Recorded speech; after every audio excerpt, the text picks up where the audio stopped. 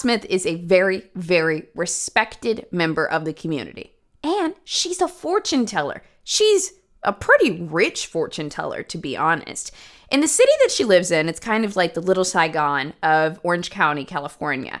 I mean, she was very, very loved for just the person she was. Kind, understanding, she would listen to people, but also B, she was a spiritual guide for a lot of respected people in the community. She was very, very expensive, however, and that's kind of what led to her affluent lifestyle, but it was entirely earned, and everybody loved her. But when you're rich, talented, and everyone loves you, there's always somebody creeping in the shadows trying to ruin your life or take you down. And on April 22nd in 2005, Ha Smith was found dead in her home alongside her 23-year-old daughter, Anita Vo. One thing that was strange about this crime was Ha Smith had been robbed a few years earlier in 2001.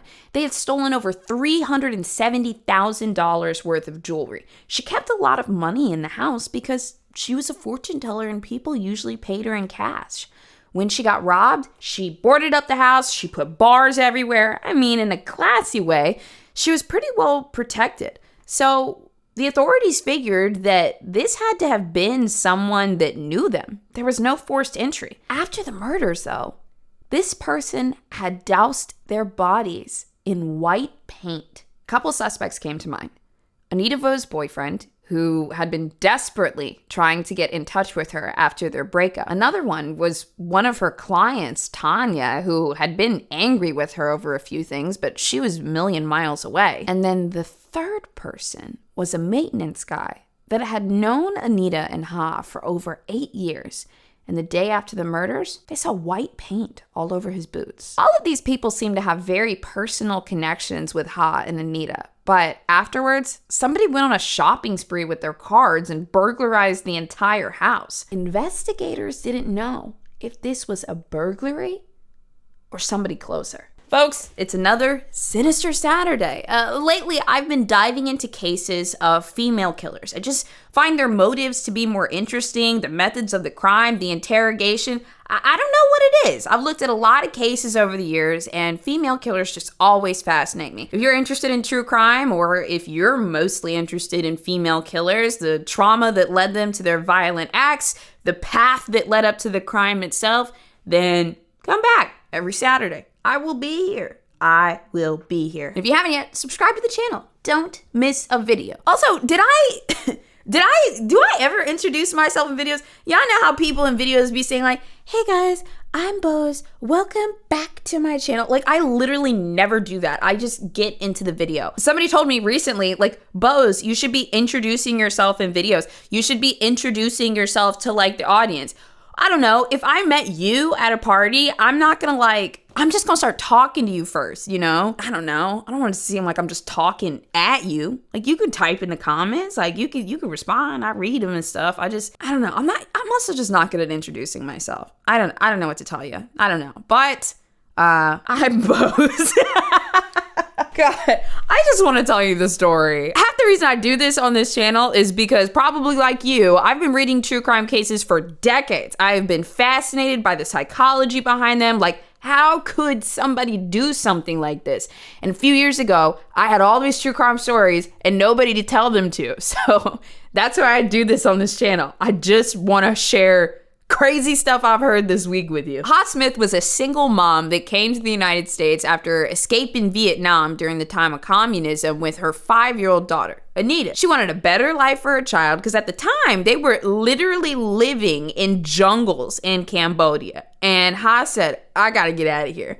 They spent about 2 years there when she finally decided, okay, we can get to the US, let's go. Let's go. There's way more opportunities for me so I can take care of my daughter. I can get her into good schools. Like, it to them, it was going to be a dream going over to America versus everything they had just gone through. Not too much is written about what transpired between the 15 years of Anita and Ha coming to America to, where they are today. They get to America and Ha works so hard to build a better life for herself and for her daughter. Within about a decade, she becomes a highly highly, highly respected member of the community and fortune teller. She was a spiritual guide for so many people. She lived in an area called Little Saigon that had about 30,000 people, and she is at the top. Also, like, if you were going to Ha Smith, they actually called her Mrs. Ha. If you were going to her for fortune telling, you, A, had money, and B, you were going somewhere in life. Look, I know a lot of people don't take fortune telling very seriously, but I'm somebody that grew up like very Christian, very spiritual. Even though I don't follow the religion that I was raised in anymore, I still have like a lot of spirituality in me, okay? And so sometimes when I'm going through a really rough time, I'm like, all right, let me see what the stars are saying. Let me see what these YouTube tarot chicks are saying, okay? Because my belief is that sometimes when we're going through something difficult, we actually already know the answer. We know deep in our heart what we really want to happen. And sometimes we know how to get there, but we're so emotionally tied up in, maybe our old past, like triggers, or just, really, really wanting something. There's a lot of emotion spun up in it. So hearing from another person a whole bunch of different avenues, you'll kind of see, wait a minute, that's the thing that I want. And you kind of already knew it, but hearing it from somebody else can help solidify that. So if you're not a person that believes in fortune telling at all, I hope that makes a little bit of sense to you. Like, basically, you already know what you want, but you need somebody to lay out a couple different cards and say, is this, is this, is this, is this?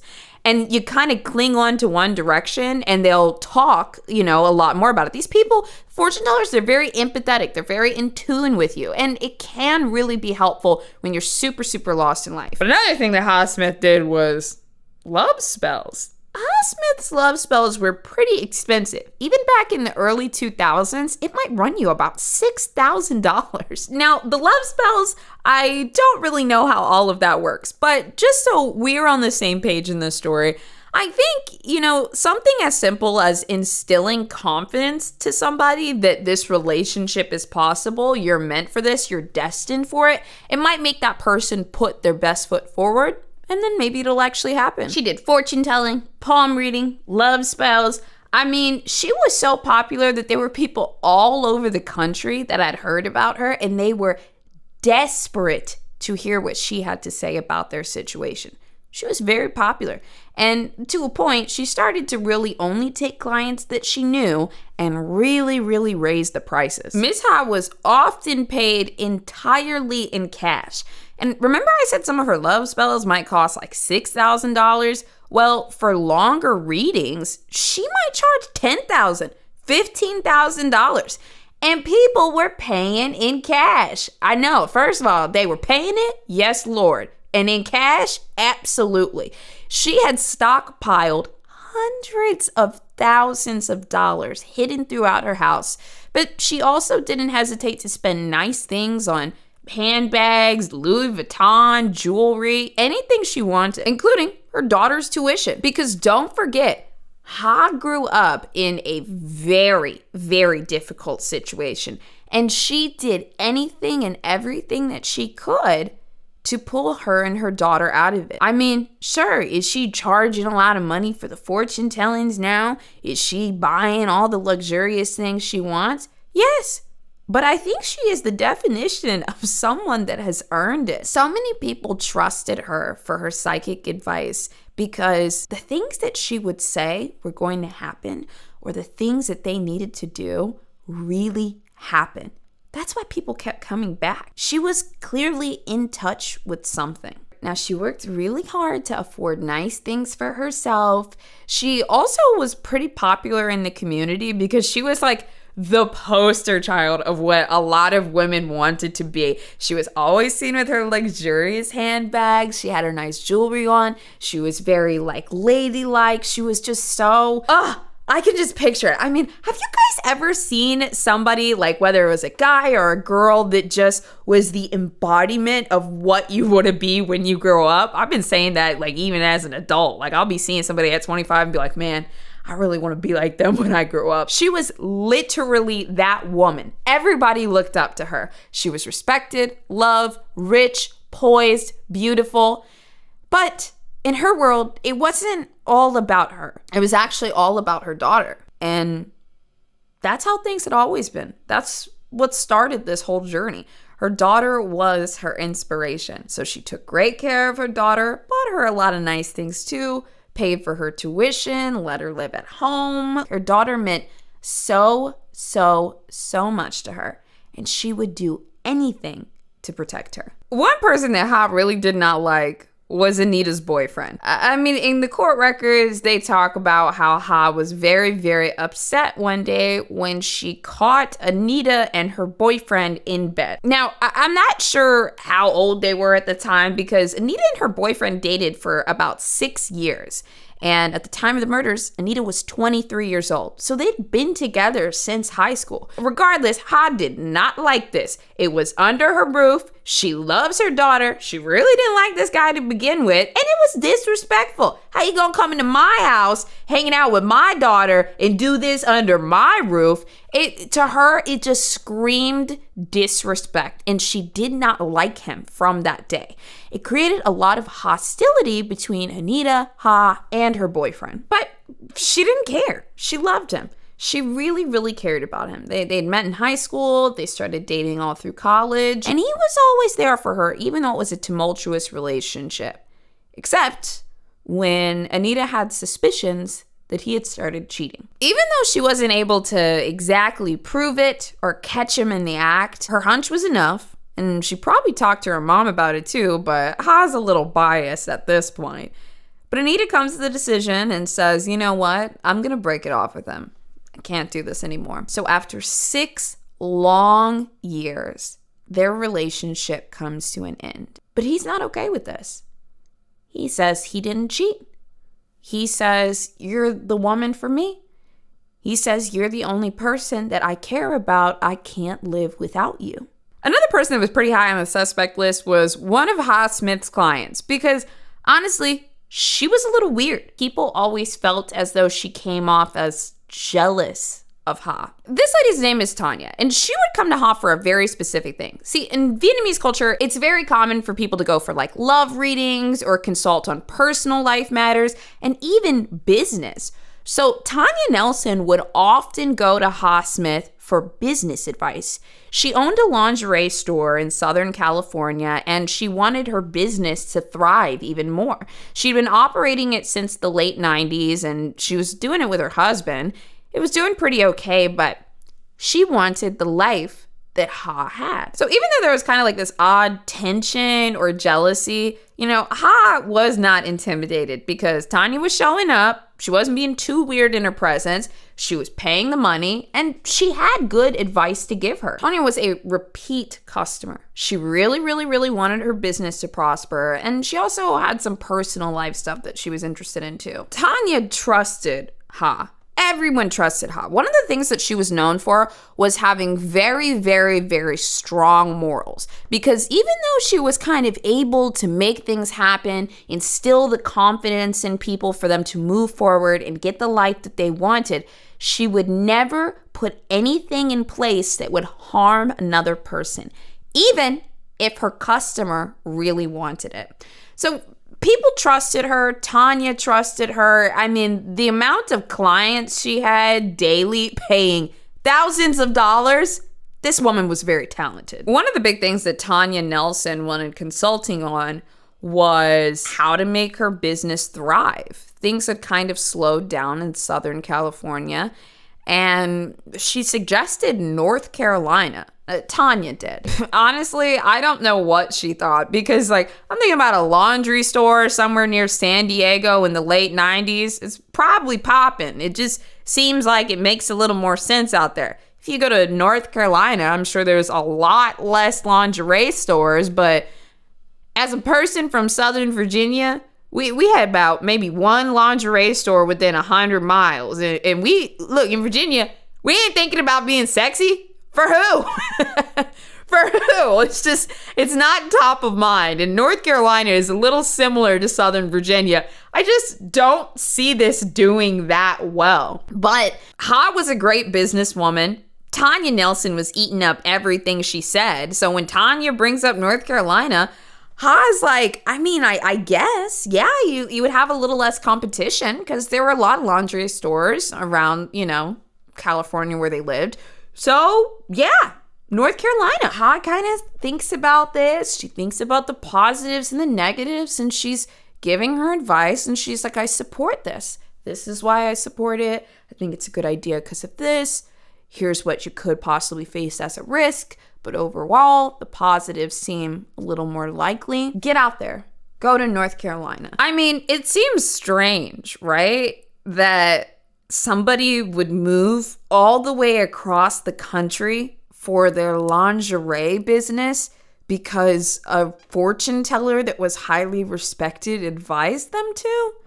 Tanya was hanging on every word. So she does it. She moves all the way across the country to North Carolina. She and her husband, they ran the business together, but they had been kind of having some problems over the years. I'm not entirely sure if it was financial, but I mean, running a business together with your significant other is difficult. But starting over in a new location, maybe. The new obstacles will bring them closer. But something unexpected happens. The business is a complete flop. One thing I didn't mention to you guys that I feel like, Tanya and Ha clearly talked about was it wasn't just a lingerie business. It was also an escort service that they were running out of the company. They had problems finding new clients under the table. They had problems selling the lingerie. They tried recruiting girls that were coming in looking for lingerie, and the business was just a total flop. Tanya Nelson blamed Ha Smith for her declining financial status and her newly found failed business. This move was a complete waste of money. This new company was a complete waste of money. She barely even wanted to spend anything else on advice because so far everything had tanked. In fact, she started to get a lot more resentful that Ha was doing so well, living in this affluent neighborhood, wearing her fancy jewels, having everybody fawn all over her, while she's trapped in North Carolina trying to run an escort business that nobody wants to come to. And she's broke. She also attributed her being broke to Ha stealing her money, even though she gave it to her on her own accord. Now, there's another piece of the story that I found very interesting. Remember when I said that it was a little odd for her to just move all the way across the country to start this lingerie business? And do you remember when I said that she and her husband were having issues prior to this? Well, actually, it was because Tanya Nelson was having an affair with her brother-in-law. She was not only having a long-term affair with her husband's brother, but she was in love with him. And it gets worse. She wasn't just in love with him, she was obsessed with him. It's gonna keep getting worse. She wasn't just obsessed with him, he didn't want anything to do with her. And not only did he not want anything to do with her, but he moved across the country to North Carolina to get away from her. And what did she do? Tanya Nelson was the type of person to cheat on her husband with his brother and then follow his brother all the way across the country because she thought she was so in love with him.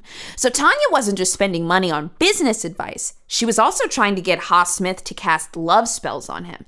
And she was very, very angry when Ha, because of her high morals, wouldn't do it. Tanya was spending thousands of dollars of she and her husband's money getting advice on how to get his brother back. And after several sessions, eventually Ha tells her, girl, you need to move on.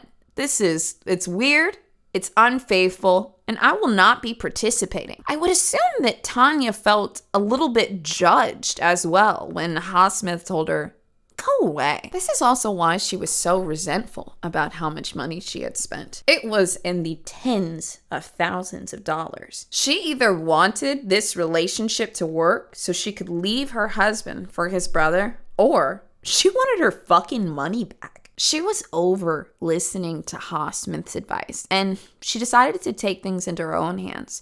She wanted to meet up with her ex-lover, husband's brother, again. He didn't want to meet up with her. He couldn't believe that she had followed him across the country to North Carolina.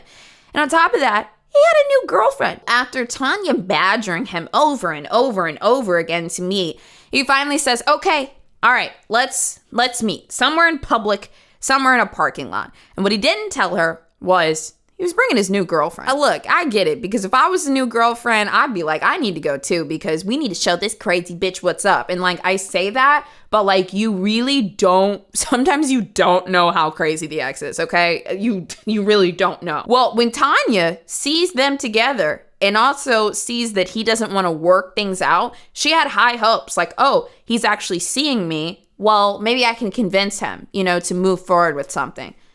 He tells her no. He's not interested. That's not what he wants. Well, Tanya brought a gun. But on that night, she didn't shoot him. She didn't just brandish the weapon. She didn't shoot his girlfriend. She pistol whipped the man. She literally got up in his face and she pistol whipped him. Whenever I hear about people pistol whipping somebody in a story, that is some of the most gangster shit that I ever heard. I'm like, what did you see this in a movie? Are you not afraid the gun is gonna go off? I can't believe it. So they got out of there. They said, okay, we're not gonna file any police reports. We're not gonna do nothing. We just need to get out of here. She's fucking crazy. I wouldn't be surprised if dude was thinking about moving again, and this time he's not gonna tell nobody where he's going. Tanya is out of options at this point. She feels as though Ha Smith has lied to her, taken her money. Also, the man that she's in love with is with another woman and doesn't want anything to do with her. Never mind the fact she's married. This woman is unhinged. She feels jealous of Ha, the fortune teller, and all of her riches. She also feels jealous of her ex-lover's new girlfriend. The anger, the insecurity, the rage, it was just building inside, and she was completely out of options. Tanya decides to lean on somebody else. It's a guy named Felipe Zamora. He's about 55 years old, and he'd been in the shop before. And, Tanya likes to try to recruit people for the things that she's doing in the shop. She had actually recruited Felipe's wife for some work. So that's kind of how they knew each other. She leaned on him a bit about the situation, and he doesn't really want anything to do with it. In fact, Felipe didn't even speak English. At the trial, he had to have a translator the entire time. He doesn't really know Tanya that well, doesn't really want to be involved, can't really comprehend a whole lot of the situation. All he hears is her being angry.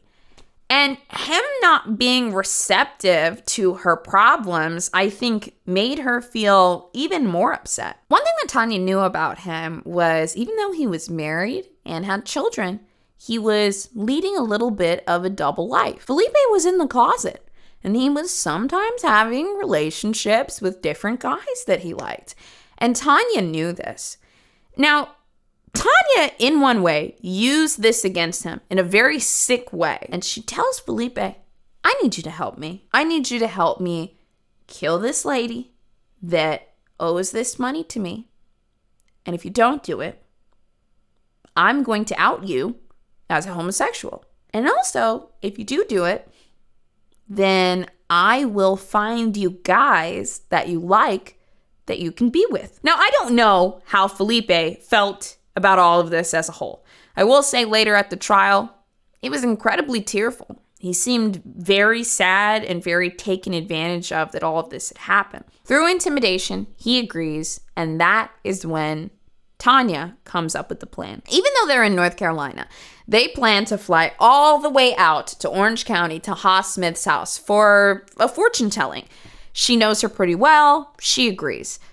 Part of this to me kind of seems like it's her setting up an alibi. Oh no, I was in North Carolina.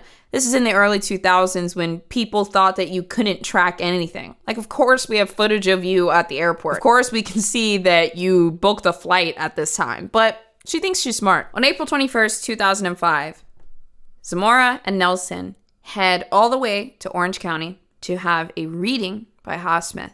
Of course, Ha has done this for Nelson many, many times. She trusts her, she wants to help her, and she claims that she has the cash. So they arrive, and Ha Smith lets her into the house. When they get inside, Ha Smith asks Felipe Zamora to sit in the living room type of area in the front of the house, and Tanya and Ha go to the back of the room for the reading. Tanya instructs Zamora to follow them when they go into the kitchen before they go in the back for the reading. During Felipe Zamora's testimony, he said in his own words what all happened that day. When they entered the kitchen and they walked in, he was almost kind of shy, nervous, but Tanya was calling all of the shots. While they are right in front of Ha, she yells, "Get the knife, get the knife." Zamora follows instructions. He gets the knife. She starts saying, "Kill her, kill her." And this is all happening really fast. So all Ha can do is start to scream. And he stabs her. They don't realize that Anita Vo, her daughter, is in the house at this time. And Felipe Zamora says that she just kept screaming and she just kept screaming and he wanted her to stop. And so he kept stabbing her and he kept stabbing her more aggressively just to try to make her stop screaming because he said it was upsetting him. When he was talking to the jury, he said, "It happened so quickly. I didn't know what to do. I didn't want her to scream." Probably because Ha's screaming was letting him know exactly what he was doing. He was stabbing somebody to death and taking their life. While this is happening, Anita comes out of her room to see what all the screaming is about. And Tanya grabs another knife and starts stabbing her as well. During this process, they don't kill the two women. They're still alive. And as they lay bleeding out in their own home, Zamora and Tanya begin to rob the house. They take jewelry, they take bags, they take credit cards, they take whatever they can find. Little did they know that hidden in the vacuum cleaner was almost $500,000 in cash. They never found that, but they took hundreds and thousands of dollars of luxury items from the house and all of her credit cards. They stacked up all of their items, and then Tanya went and took a shower. While she was taking a shower, Felipe starts to ransack the whole house, just opening up drawers, throwing papers everywhere. And a lot of times killers will do this and try to make it look like a burglary, but by all accounts, this was a murder and a burglary. It was real. Things were actually taken from the home. Sometimes when people commit a personal murder, they'll try to stage it as a burglary by opening up cabinets and throwing papers everywhere. But officers will come in and all of the expensive items will still be there. Laptops, jewelry, wallet, everything. Well, then they realize, well, wait, this isn't actually a burglary. It's a murder. They take everything, they get out of the house, and then they go to a Walmart and they purchase a gallon of white paint. They go back to the scene of the crime and they take the paint and they pour it all over Anita and Ha's face and hands. They leave and they fly out on a plane pretty much that same day. Well, the very next day, on April 22nd, Zamora and Tanya are already back at home in North Carolina. It hasn't even been 24 hours, but, you know, they feel like their alibi is pretty solid. They never left North Carolina. That's exactly what they planned to say. Well, remember I told you earlier about Anita's very persistent boyfriend? He had tried to call her several times that day, and she didn't answer. Even though they weren't on good terms, she usually still answered. He gets very concerned, and he asks the police to go and check on her. He is actually the one that called 911. And that is when the investigators came into the grisly and also confusing scene. There was a mixture of paint and blood everywhere. They had no idea what this meant or why this crime happened. They left Ha Smith face down in the kitchen where she had been stabbed frantically in the hands, the neck, the face. It was really like Zamora said, like somebody was like, stop screaming, and just stabbing her all in her vitals, like above the shoulders, sometimes hitting her hands with defensive wounds.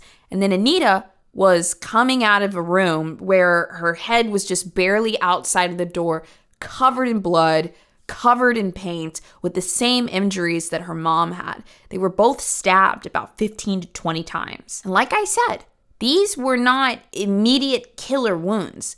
They bled out slowly in their own homes, and I wouldn't be surprised if they were still alive when the killers returned to pour the paint all over them. The paint was really odd because it wasn't used to distort their features or make it difficult to identify them. The women were killed in their own home, But it was later suspected that it had something to do with the fact that often white is worn in Vietnam for funerals, and also in the spiritual world, they say that covering someone in white or white paint would make it difficult for their souls to find their bodies in the afterlife.